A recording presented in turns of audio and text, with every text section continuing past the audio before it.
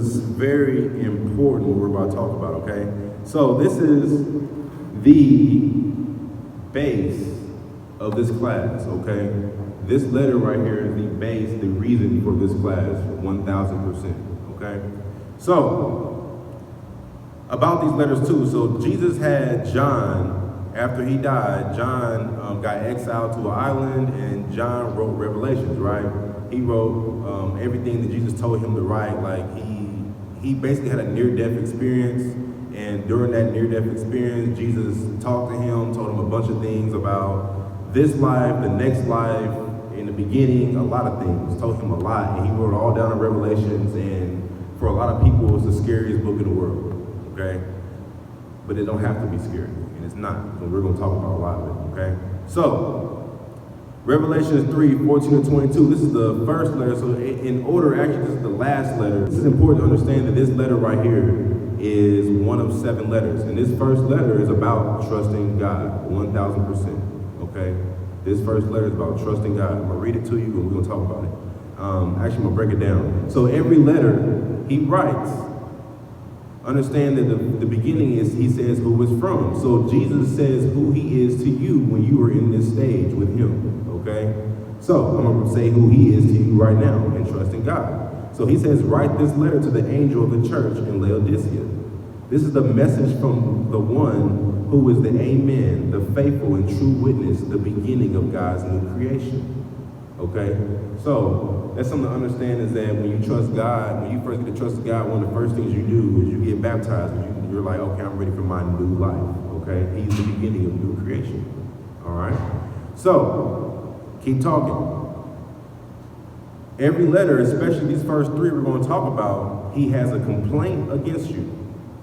So he's going to complain about you first, okay?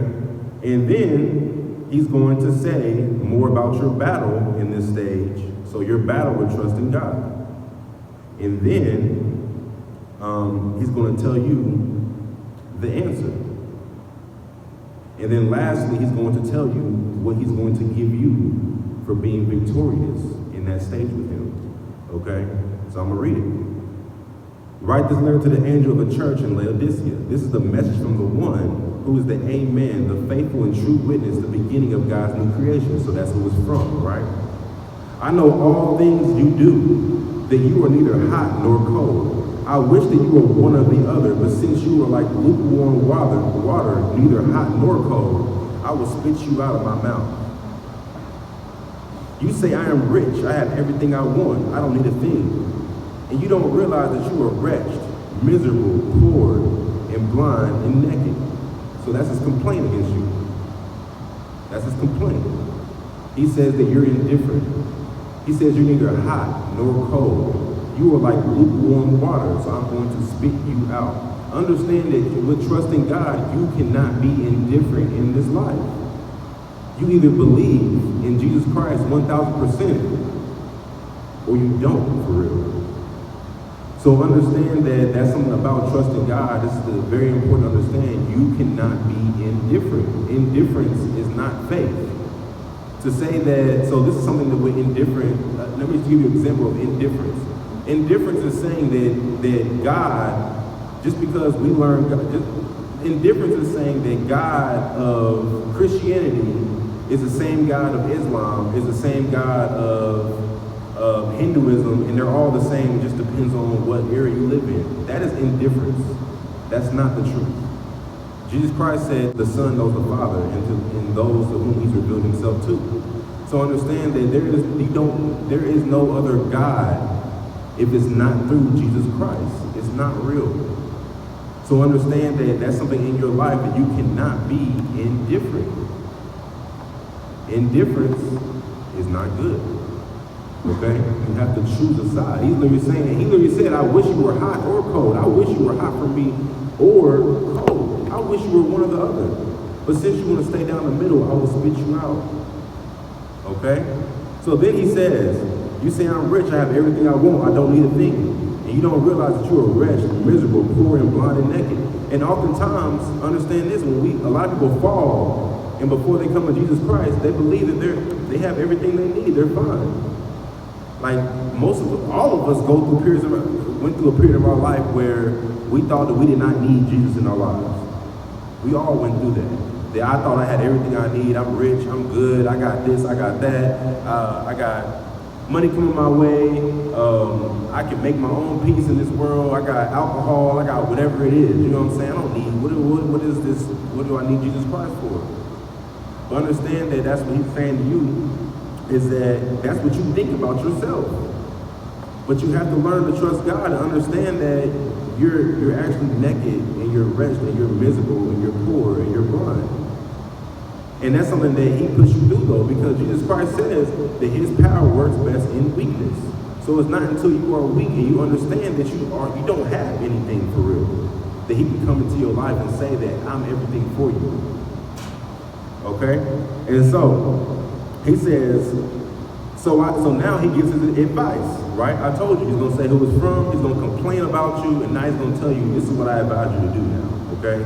So he says, so I advise you to buy gold from me, gold that has been purified by fire. Then you'll be rich. Also buy white garments from me, so you will not be shamed by your nakedness, and an ointment for your eyes, so you will be able to see. So, just like we talked about white garments, that is a symbol for his word. He's like, dress yourself in my word.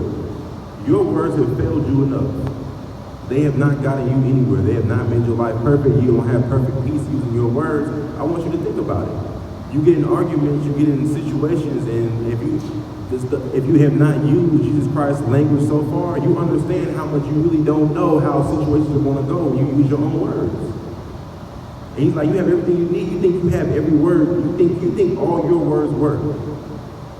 But one day you're going to realize how much they don't work. And then you address yourselves with me and my words and my understanding. And you actually have real peace. And so then he says, I correct and discipline everyone I love. So be diligent and turn from your indifference.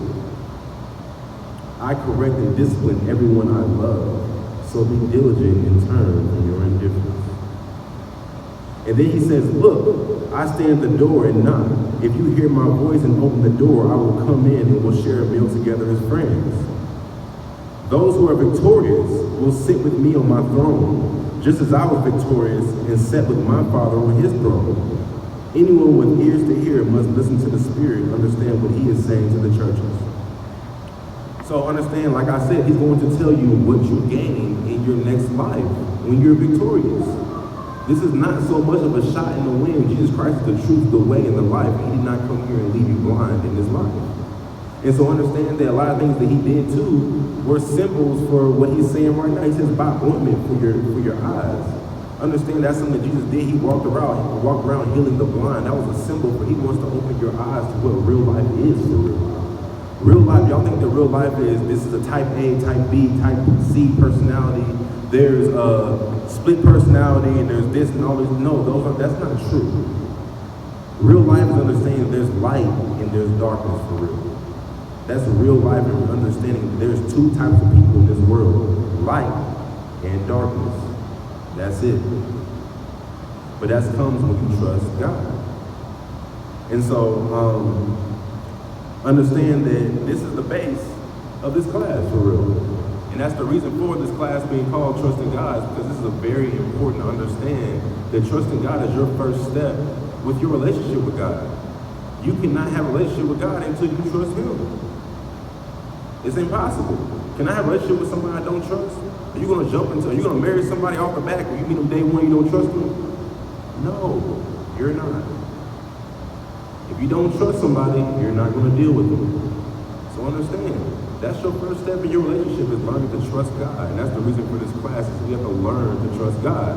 And so I'm going to take it a little bit deeper. It's not so deep for real, but understand this too, is that also correlates, everything he's talking about correlates with Genesis. Genesis is about trusting God. That's why in this class, all we're doing is going through Genesis.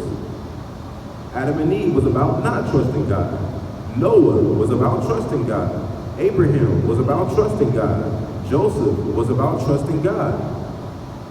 Nothing else. Okay? They didn't have commandments. They didn't have no words from God. All they did was trust him for real. That's all they did was trust him. And so when you're in this stage, you may not know so much about him. You may not know every word that Jesus said. You may not know that you were called to be a light in this world. You may not know any of that, but you do know that you trust God. So understand it's very important that in this stage, in this class, and when we're going through this, your first step in everything is trusting Him. Trust Him. Don't trust me. Don't trust yourself. And that's another thing too, you understand, is that yourself is a true agent against God. Your flesh is what you're pulling yourself out of. To trust God is to understand that I can't trust my own thoughts. This is where true understanding lies that gives peace. Because understand, your thoughts thus far have not given you perfect peace. And I can say that with true confidence. I can say with true confidence that your thoughts thus far have not given you perfect peace. So understand that that's something to understand with trusting God. If you would trust God over yourself too, trust Him. When you read the Bible, when you read what Jesus said, don't question Him. You have to trust Him. You're not going to feel His peace until you trust Him.